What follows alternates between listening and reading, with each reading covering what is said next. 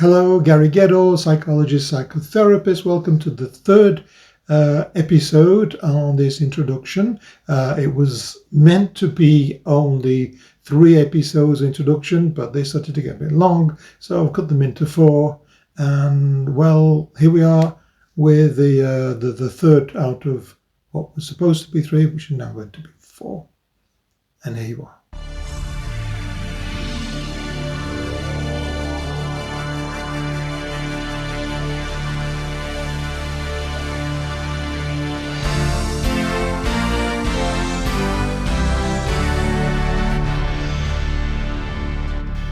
Short introduction to the third book in the series, Living in Harmony with the Real World, dealing with loss and grief.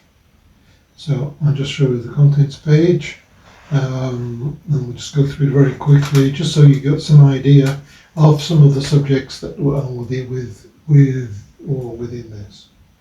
As usual, if there's any of the subject areas that interest you specifically, drop me a line and I'll put them higher on my list of things to treat and to deal with. If you have any questions or reflections on any of the subjects that I am treating, please feel free to contact me and I'll respond as best I can. So here we go, introduction to the Living in Harmony concept, which I'm sure everybody understands. The global vision of loss and grief. This is a very important chapter in the book, and it's something I will definitely talk about. The concept of loss, what does that mean? It's different for everybody. The concept of locus of control, which is a very interesting subject. It's basically how much do I feel that I control my vie or my vie is controlled by other people. Grief and die. The reason why I use the word die, which is a French word, which is very interesting, it's spelled almost like devil, which is how I work out to spell it, is because die is a word that there's very few words in French that actually are richer than words in English that don't exist. This one actually does, and it means giving up and grieving. So to feather die of something means that you allow yourself to give it up and you allow yourself to grieve for it and go through the process of bereavement and loss. It's an interesting term, and it's an interesting concept which I'll deal with more. And that leads us on to the next chapter. Picturing the Mind. Now, Picturing the Mind is a small book that I have written in itself, which I planned to write several more in the series, which I have never gotten around to. But within that, there is a very, very important chapter on investment and disinvestment.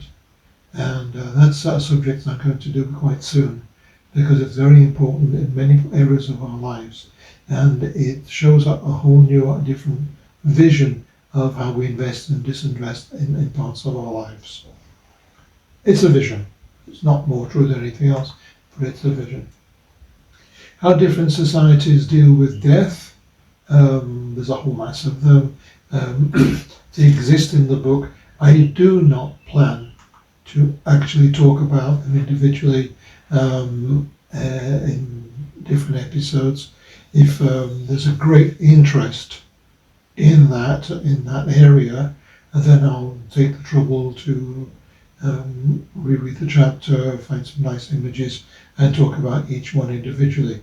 But it's not something that I'm particularly interested to do because it's quite long. There are many societies, and also a lot of the societies that I've actually not included in societies and traditions. So it's quite lacking, and I'm sure there are other people who are doing much better than I do, than anthropologists, and that's their job. But again, I found enough interest in that, I will invest to go forward with that. Kubler-Ross, many people have heard of her. I don't know where she was from, but she came to America quite young. She got involved in nursing and in nursing people at the end of their lives. She came up with her concept of the stages of grief. The truth of the matter is that these 5 stages of grief, which are considered to be her rule of how things have to be, and she was never that invested in it being exactly like that. It was more of an idea or a concept something for people to hold on to than something very structured and had to be that much in that order. Later she basically wrote it back and saying it doesn't have to be exactly that, but because it's simple, it's straightforward, it's understandable, people have attached themselves to it. Again, I can talk about that if people find that my approach and my vision of it is interesting for them. But there are many other things on the internet that talk about now those denial, anger, bargaining, depression, and acceptance. They're all important, but they're not necessarily in order, and they're not necessarily that everyone will go through them. And for everyone, it's different, and that's part of my particular vision of the universe. We're not all the same, which follows on from the criticisms of that, is that there is no recipe, there's no one fashion of dealing with grief. Everybody's grief is different, and I will talk about the next chapter, and that is towards a more individual approach. And I talk about facts, reality, and truth. And I say, well, they're all the same. Well, not the way I've written about them. It makes them different. The reason why I use these different terms is to help people to open up, to be more aware that what they understand, what they feel about themselves, what society expects about them, all these things are different. And to be able to position oneself in a situation where one is not succeeding to grieve in a way that seems appropriate for you. And the whole book is based on everybody is different. Everybody's grief is different. Everybody's process is different. And if you're going through a process, and although it's uncomfortable, painful, feeling of loss and of sadness and the difficulty of that, then it can be acceptable to go through those stages and feel you are advancing within your process of grieving. However, for many of us, this process of grief is not followed through in what seems to be a natural way, and we're blocked and things don't go forward. And it's in that situation that these sort of reflections are really important, because then we can position ourselves. Or sometimes our functioning and our process of grieving is so different than the people around us that we question ourselves and saying, are we grieving correctly? Are we doing it right? And what other people are experiencing has nothing to do with you. You can have two twin brothers that have lost a sister, and both of those brothers will grieve differently because of a different relationship with her, and different proximity and all different sorts of things. So, there is no rule of how to grieve. There's no right way, there's no wrong way. And understanding the traditions of your culture, traditions of your family, clear about your own belief system, that will help you on your path. So that's why I work on that. Not all losses are equal. This is really, really important, because, for instance, someone says, oh, you've lost your mother or your father, that must be awful. Well, not always. If you have a close, loving relationship with one of your parents, then it could be devastating. On the other hand, you might hate them. You might never see them. You might have left home at 17 and have no more contact. So in that situation, then your way of grieving will be totally different. And what I do in this particular chapter, I talk about a job. And I say within a job that you have lost a job. And then I go through all the different types of situations in which you could have and have lost a job. And it becomes absolutely obvious that losing a job, from having a temporary student job for the summer to having a lifelong job that you've invested all your working life in, and you're already old and you'll never find another job. You're 17, 18, you had a summer job when it's finished, or you're 52, 53, 55, and you've had one job your whole life, it's just finished. It's not at all the same experience, but you have lost a job. So that's the concept behind that particular chapter. A new investment of loss, grief, and re-establishment, a new vision. It's just a way, again, of looking at how we can deal with these things. DIP and coping strategies. DIP is actually the first title that I used for what I call now inner parenting.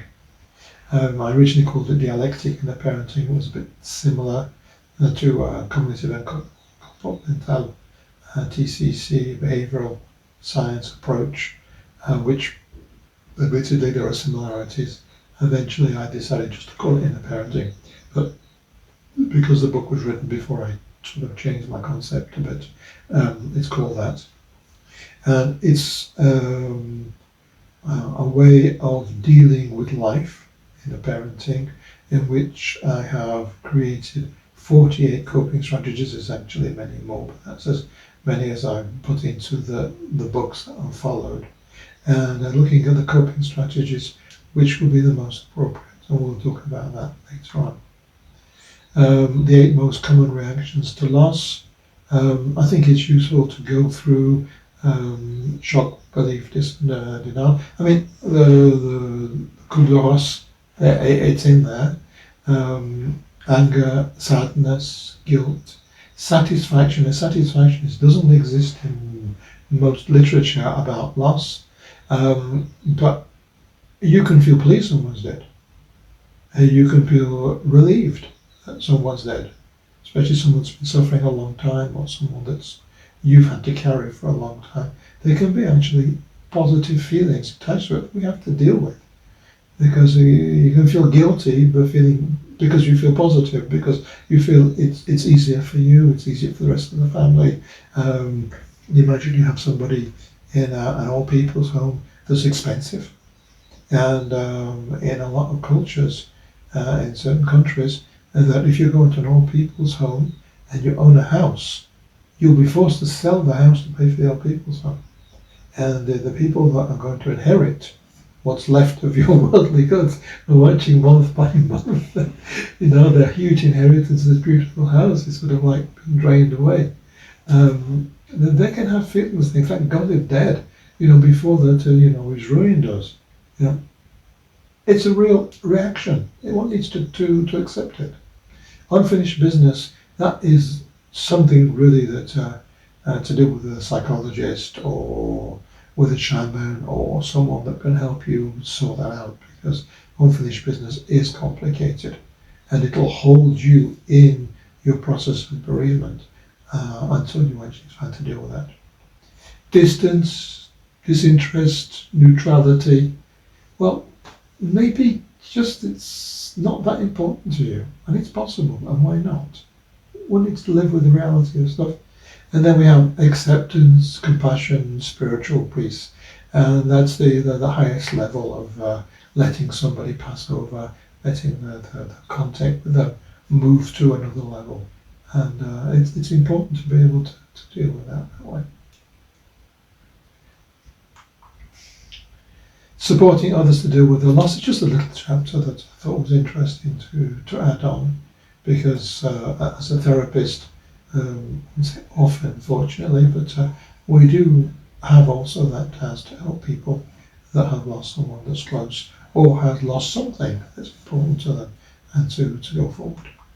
And then I have these coping strategies where I've relisted the most common reactions, and I'm giving some pointers of how one might deal with that. So that's that book. Thank you for your attention.